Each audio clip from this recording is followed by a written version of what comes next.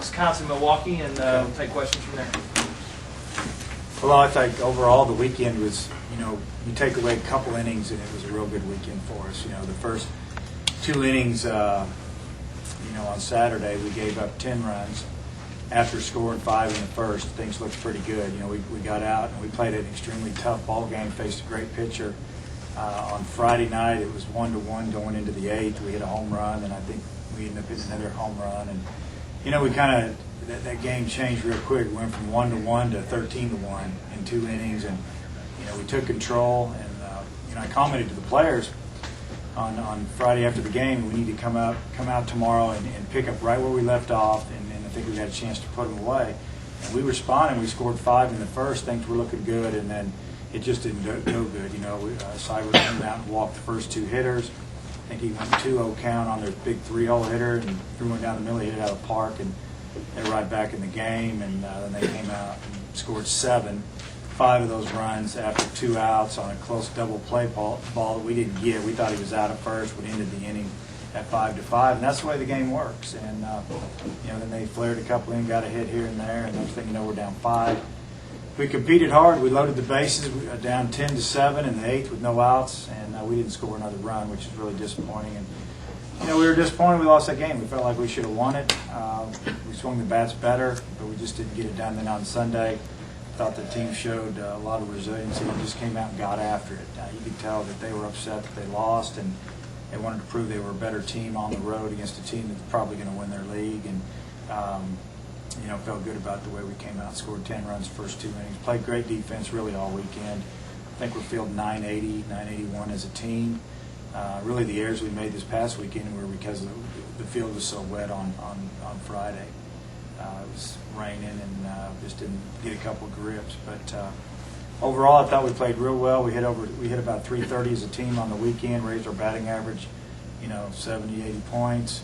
Obviously we need to cut down our strikeouts. We got some guys that got off to a slow start, and a lot of those are our returners. So, the positive is that when we do get it going with those guys, I think we'll be complete 1 through 9 in that lineup. So it was a good weekend. Neither of those trips was easy trips either. You had the long bus ride, and they're both kind of out of the way places, tough, against up and coming teams. Were you pretty pleased with overall to take both those? Yeah, at a minimum, I wanted to go 4-2, win both series. I didn't know if we could go on the road and win 6 games. I mean, honestly, have to be a little bit lucky to do that, playing in somebody else's park. No matter who's better, it's just tough to do that. And I think what we got out of it is we learned a lot about our team. We learned a lot about some of the younger guys and how they can respond, and some of the transfers. Because we had some kids that we thought that would be in the lineup, that had great falls and transferred in from junior colleges that didn't show any signs of what we've seen. Striking out more than we've seen, a little shaky on the bases. And then there's been some guys we weren't sure about what happened in the fall, how they would react once the real game started, and some guys have really kicked it in. And you start with a freshman, Tim Smalling. He played tremendous for us all weekend. Casey Coons hit the ball extremely well, and it's been a little bit of this guy, a little bit of that guy. I think Ben Shepikoff's been one of the more consistent guys, and I think he started 4 or 5 of the 6 games, and that's what I wanted to do with these 6 games, is really try to figure out who needs to start playing and play every day, and whether it's a right-handed pitcher or left-handed pitcher, I'd like to get pretty much a starting lineup and maybe only platoon 1 position or so. How alarming has Cyber's start been? Just kind of some shaky start? It's been a little disappointing, and I think he's disappointed, and we're depending on him. He goes out and has a good summer. We knew his velocity wasn't great, but he really pitched and threw a lot of strikes, threw a breaking ball for a strike. He pitched down. He had to put together such a good summer with a good ERA. And, we know he's going to get better.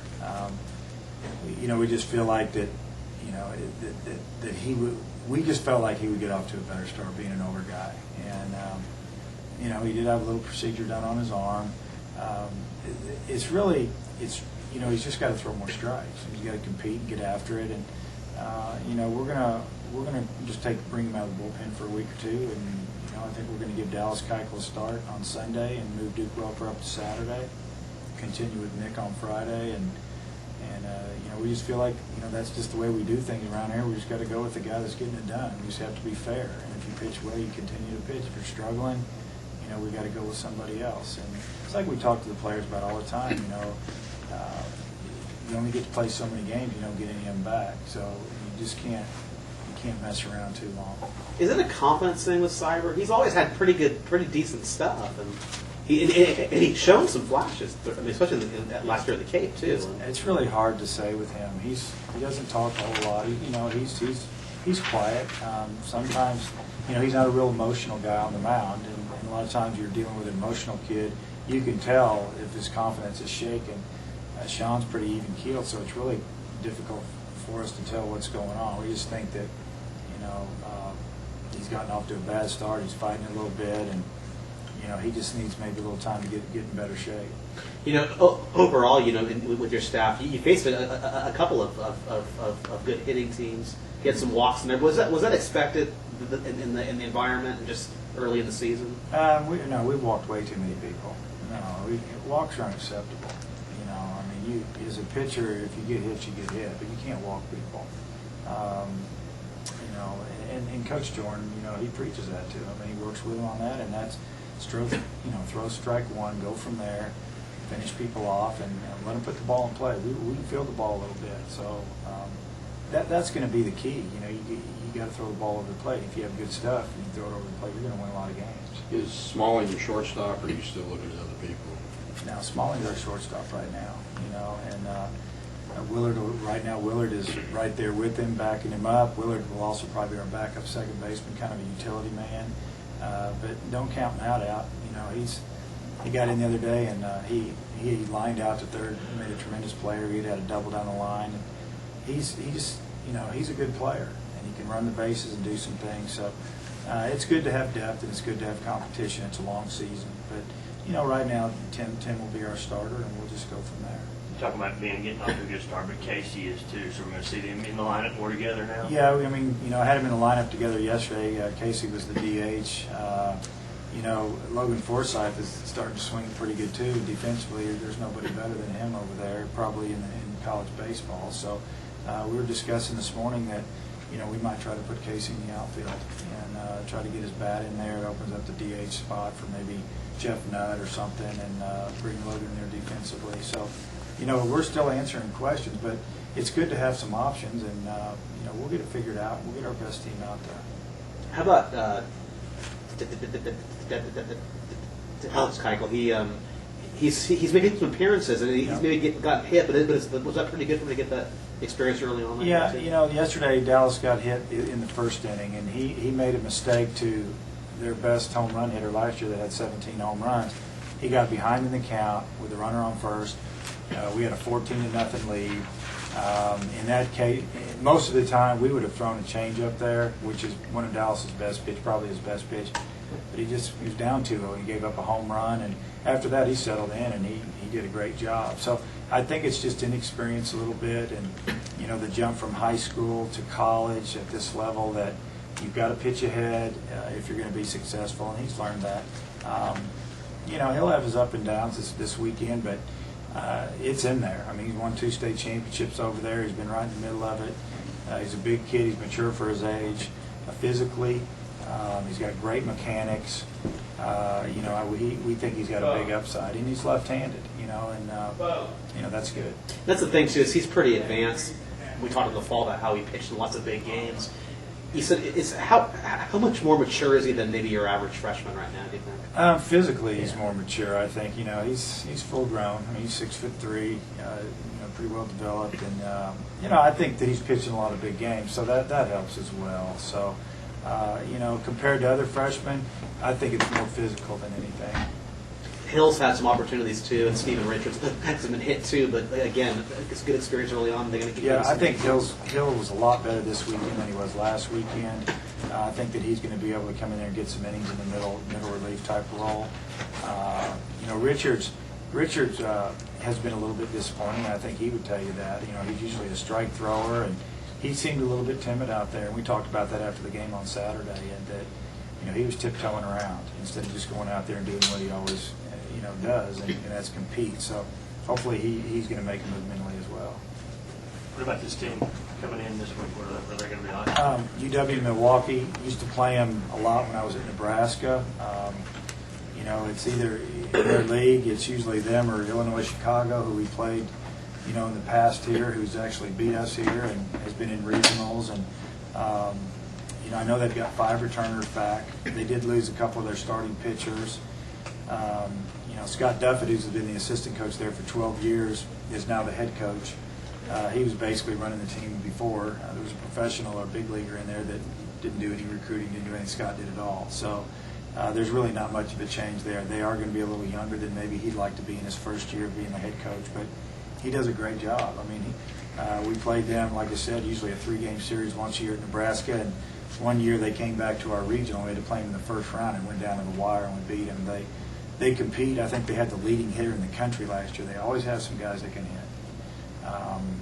You know, they get a lot of kids from up north there that maybe get overseen.